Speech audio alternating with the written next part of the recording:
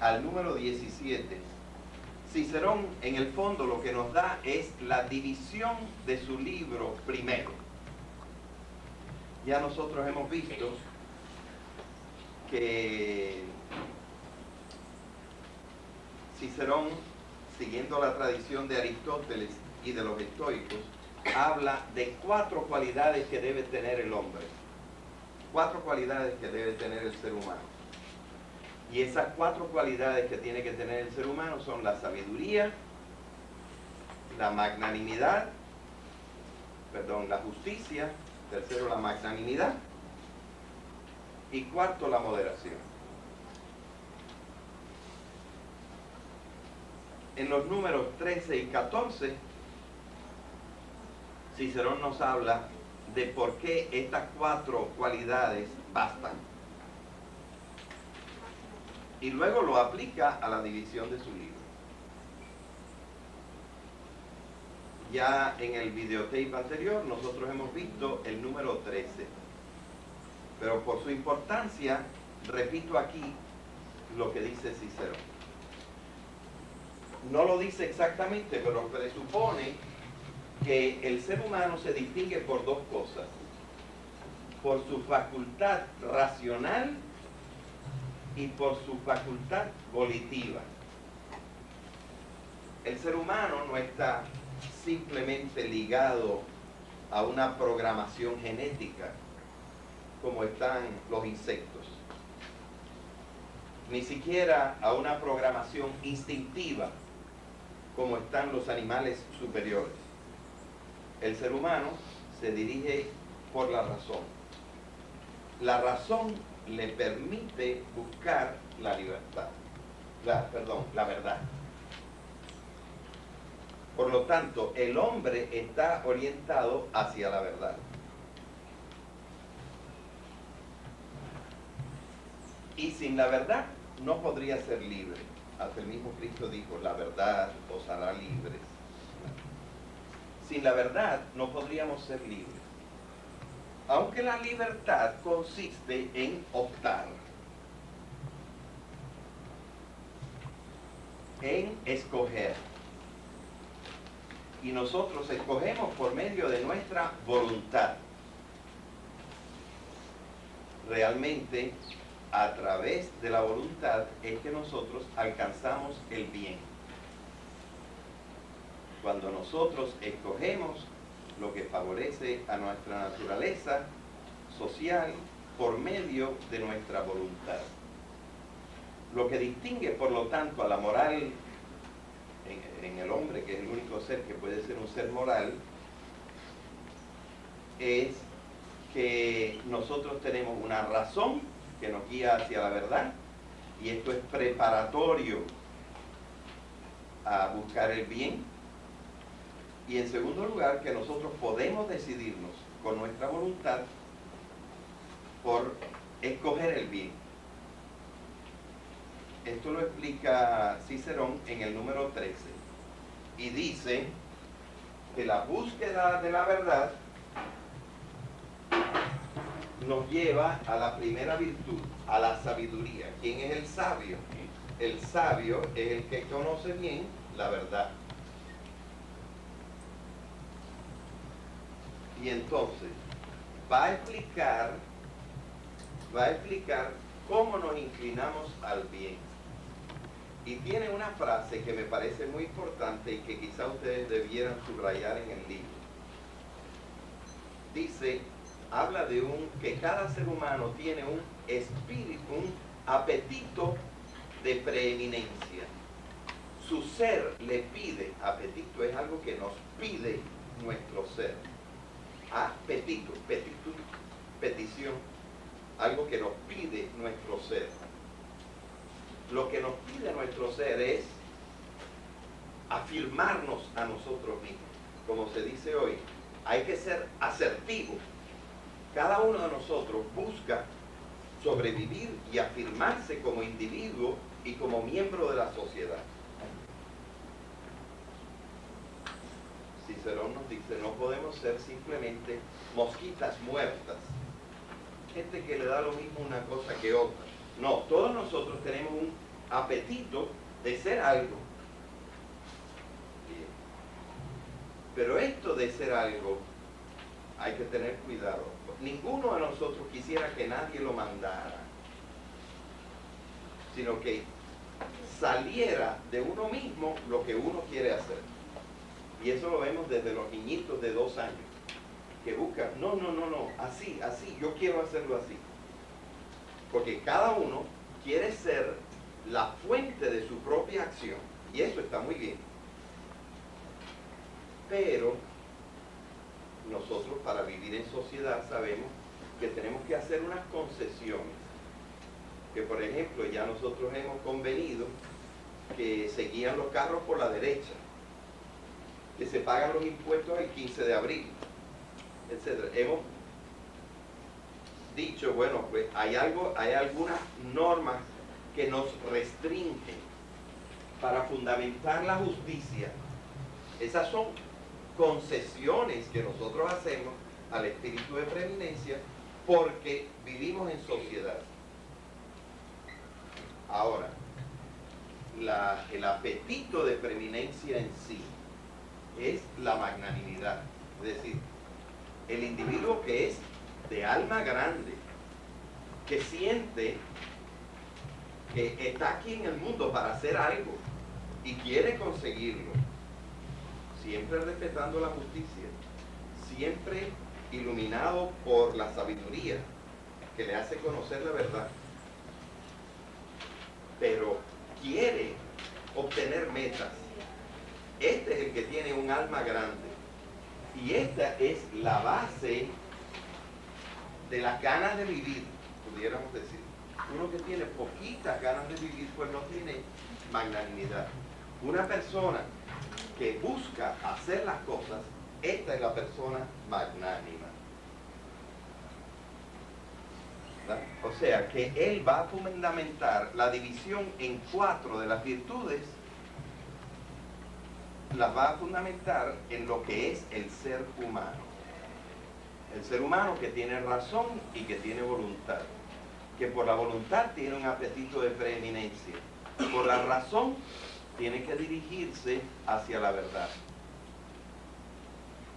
Nos falta, sin embargo, la 4ª virtud, y de esta va a hablar en el número 14, que es el que vamos a leer a continuación. Dice así el número 14, estamos en la página 9.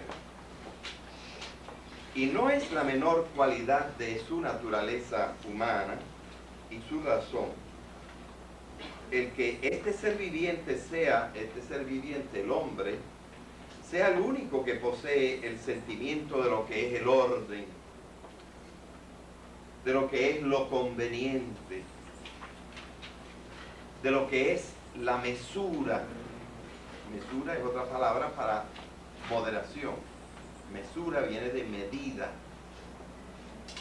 Mesura en las obras y las palabras. Así, respecto de los objetos, incluso que percibe la vista, ningún otro ser viviente capta lo que en ellos hay de belleza, gracia y armonía de sus partes. Solo el hombre puede hacerlo. Esto supuesto, la naturaleza y la razón, llevando esta imagen del dominio de la vista al del espíritu, consideran que mucho más aún deben respetarse la belleza, la coherencia y el orden en las deliberaciones y en los hechos, y se guardan de toda deshonestidad o afeminamiento en el conjunto de sus pensamientos y sus acciones, a fin de no hacer ni pensar nada por puro capricho. Está un poco verboso en este momento Cicerón, pero está diciendo que hay que buscarle una justificación a cada una de las cosas que nosotros hacemos. No podemos estar haciendo cosas sin ton ni son. No es el capricho, sino entender y luego apegarse a las cosas que son buenas y útiles a través de nuestra razón. Y dice, quiero hacerles notar la palabra afeminamiento. Como no solo en la antigüedad, sino hasta hace muy poco, la palabra afeminamiento indicaba algo malo. Es decir, es parecerse a una mujer. Y la mujer es algo que no tiene estas cualidades, que son propiamente viriles. La persona que es floja delante de sus deberes, ese es el afeminado, lo cual implica una ideología sexista tremenda de toda la antigüedad con respecto a, por lo menos a esta palabra, ¿verdad? Como si las mujeres no tuvieran acceso a las virtudes. Incluso en la palabra vir, que quiere decir hombre, varón,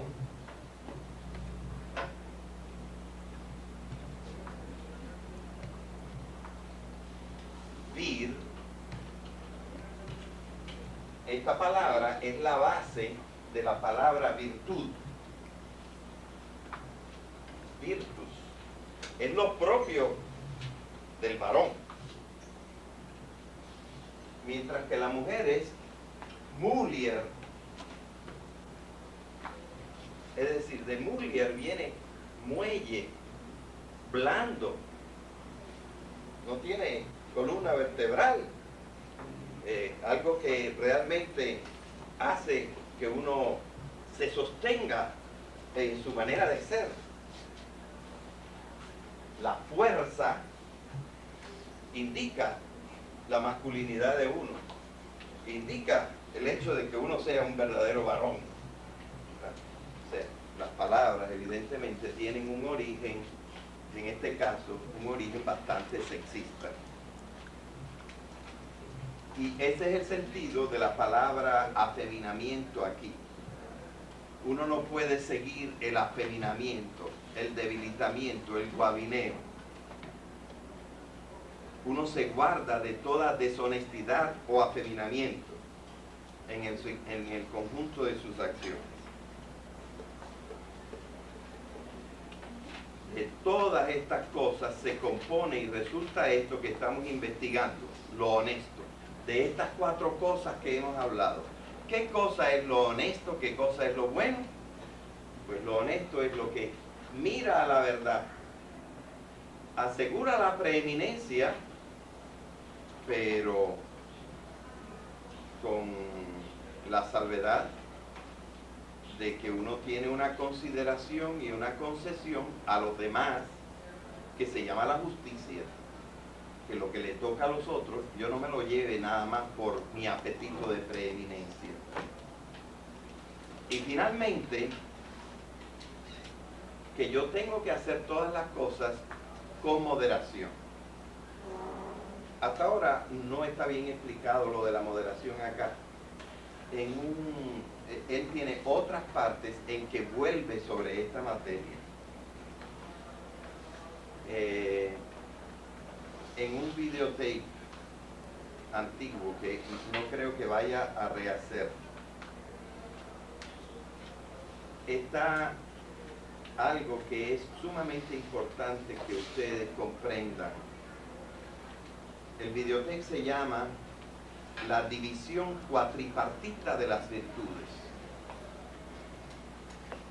Es decir, que las virtudes se dividen en 4 partes. La división cuatripartita de las virtudes. En ese videotape se explica cómo Cicerón justifica que lo honesto es poseer estas 4 virtudes. Lo honesto, lo bueno en sí, es poseer estas 4 virtudes. Bien, así que aquí no lo voy a considerar más ampliamente. Así que de estas 4 cosas se compone lo honesto.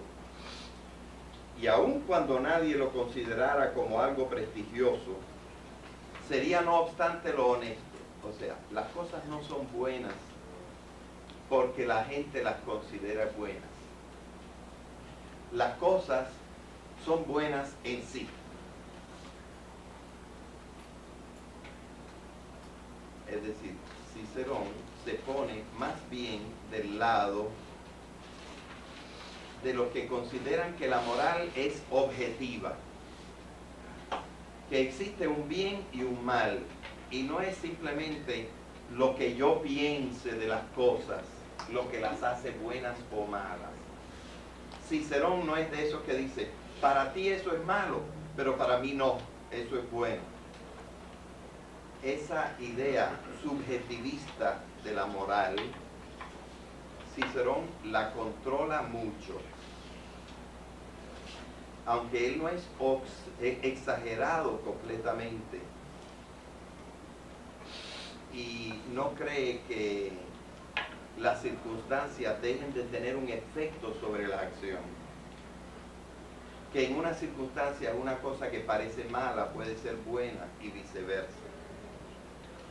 Aunque Cicerón no es extremista en esto, podemos decir que en estas palabras Cicerón está poniéndole un coto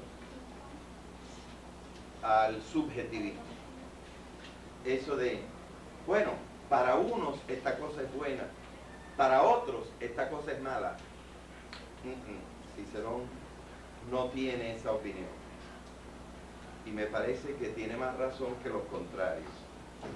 Es decir, efectivamente nosotros no podemos pensar que la moralidad sea exclusivamente un producto de lo que yo me imagino, de lo que yo creo, sino que tiene un fundamento en la realidad, que definitivamente hay unas cosas que son buenas y otras cosas que son malas.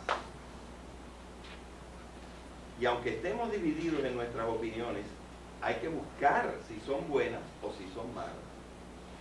Cicerón se separa de un subjetivismo, por lo menos de un subjetivismo radical. Así que, aun cuando nadie lo considerara como algo prestigioso, sería no obstante lo honesto,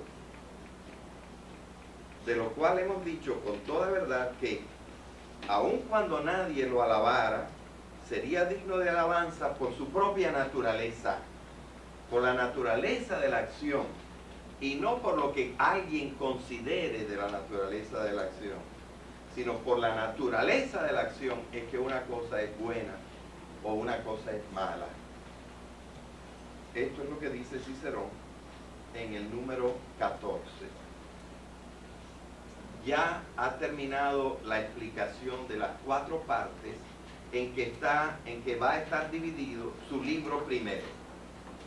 Por eso puede interrumpir un momento y dirigirse otra vez a su hijo Marco. Y dice en el número 15, ¿ves así, hijo mío Marco, el aspecto exterior y, como si dijéramos, el rostro mismo de lo honesto? Ya Samaranch se olvidó de la palabra belleza y lo está llamando por su nombre, por las honestas de que habla Cicerón y que nosotros hemos traducido como el bien en sí mismo. Estás viendo el rostro mismo de lo honesto, lo cual, si se hiciera visible a los ojos, despertaría, como dice Platón, entrañables sentimientos de amor a la sabiduría. Es decir, el que viera esto bien claramente tendría una gran emoción de belleza, una gran emoción de movimiento hacia el bien. Se vería inundado de ser la persona que viera qué es lo honesto. Ahora bien, todo lo que es honesto procede de una de estas 4 partes o aspectos de la honestidad. ¿Ya ven? nos está diciendo todo lo honesto, todo lo que corresponde a la belleza, todo lo que corresponde a lo bueno en sí, se compone de una de estas cuatro aspectos que he estado mencionando: la sabiduría, la justicia, la magnanimidad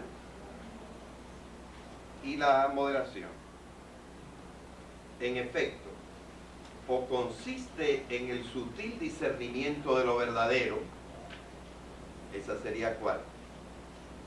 La sabiduría, ¿verdad?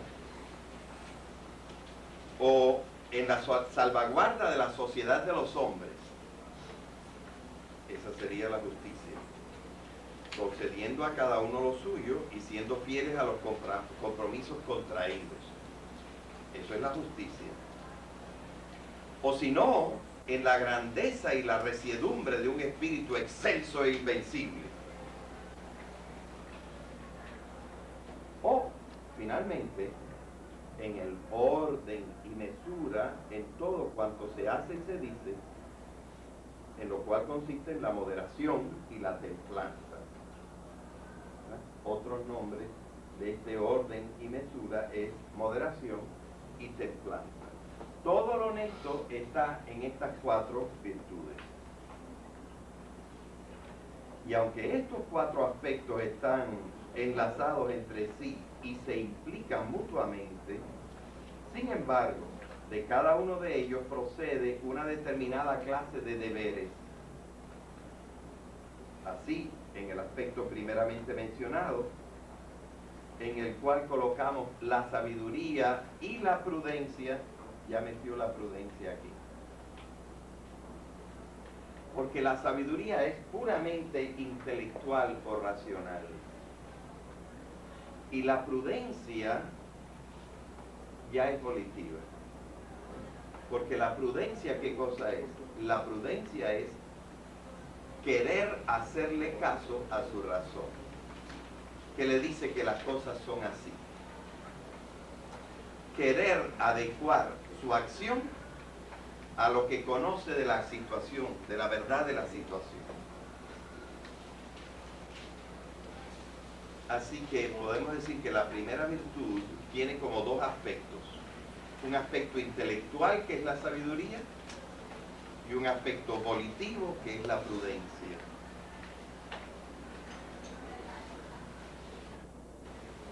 Así, en el aspecto primeramente mencionado, en el cual colocamos la sabiduría y la prudencia, está implicada la búsqueda y descubrimiento de lo verdadero, y esta es la obligación propia de esta virtud: buscar lo verdadero para poder actuar razonablemente.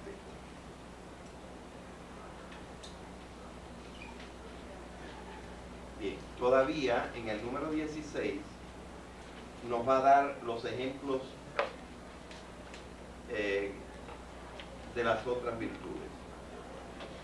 Pues en la medida en que alguien capta en el mayor grado posible qué es lo más verdadero en cada cosa, y en la medida en que puede, con la mayor penetración y rapidez, ver y exponer cuál es la razón última de ello, ese tal es considerado de ordinario y con toda razón el más prudente y el más sabio. Solamente el que conoce las cosas puede actuar moralmente. De ahí parte que nosotros tengamos una obligación de estudiar, una obligación de conocer las cosas, porque la persona que ignora las cosas no puede actuar de acuerdo a cómo son las cosas.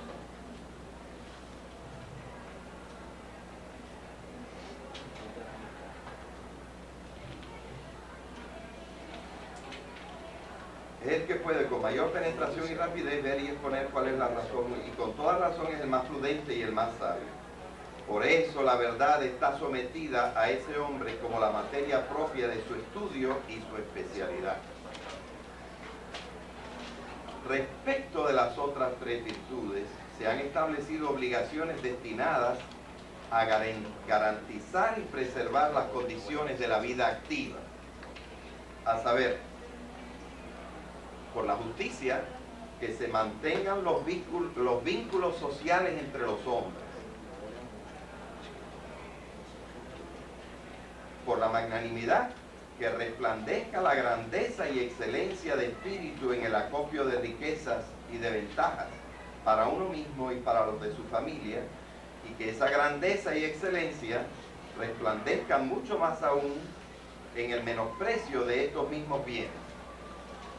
Es decir, el hombre grande sabe que lo que vale es él mismo y no lo que pueda tener. Por lo tanto, no está tan apegado a lo que pueda tener, sino a lo que él es. Pero el orden, la constancia y la moderación y las virtudes semejantes a estas pertenecen a aquella especie de honestidad que requiere una acción y no una simple operación de la mente. No tenemos tiempo de explicarlo con más detalle, pues respetaremos la honestidad y el decoro empleando cierta moderación y cierto orden en lo que se hace en la vida. Aquí termina el número 17 y va a empezar en el número 18 a tratar de la prudencia. Nos vemos.